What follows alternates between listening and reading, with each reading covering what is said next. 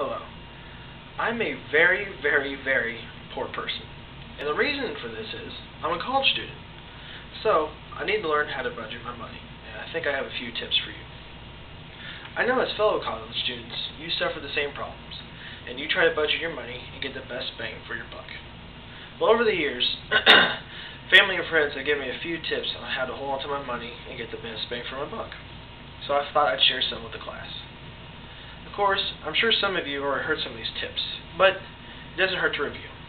First, we'll talk about how to lower your grocery bill. Always try to buy off-brand items when you can. Things like sugar and salt taste the same universally, so buying a great value sugar shouldn't hurt you any, and it'll be much cheaper.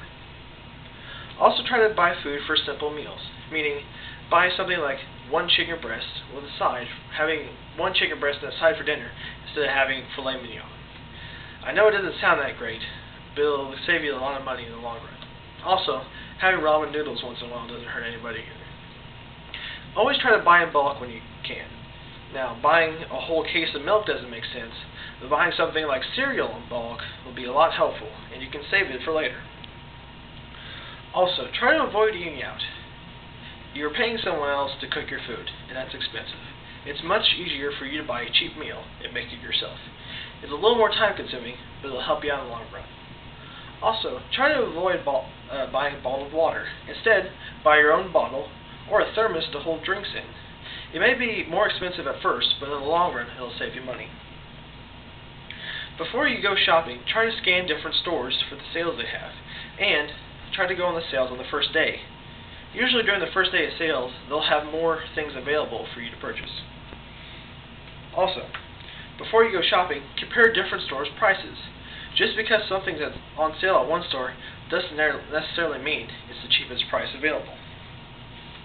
Next, we'll talk about household items and shelter. Always try to buy also household items in bulk. Things like cleaners, paper towels, and toilet paper can be saved and used for later.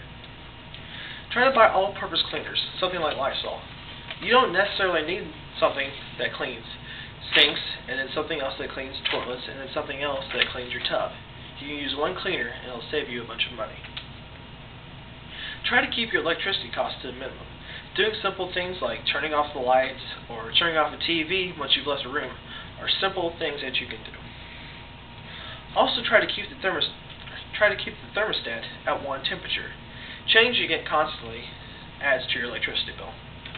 Also, try to wait to get a full load of laundry before you decide to do laundry. Doing one shirt at a time or one pair of pants just because you need it is very costly and will add to your water and your electricity bill. Also, try to use energy-efficient items like low-energy light bulbs. They won't save you a lot of money, but it'll add up in the long run. Next, we'll focus on renting, since most college kids rent where they live. Try to find a residence that's cost-efficient. Finding a place that only costs $100 a month is great, but if it's 300 miles away from campus, then you're going to be paying a lot in gas money. However, if you find some place that's right next to campus but costs $1,000 a month, well, that isn't cost-efficient either. Try to find a way to balance these two costs, and you'll turn out great in the long run. Also, if you can, try to find a larger apartment that you can share with some friends. Usually as the number of rooms go up in an apartment, the cost per room goes down. This will also allow you to share electricity costs, water costs, and you may be able to carpool with friends to school and to work. Finally, check the apartment for damages before you sign any papers with your landlord. If you find damages but don't report them, the landlord will think that they are your damages and you will be responsible to pay them. It's best to document them when they happen, and it'll save you money in the long run.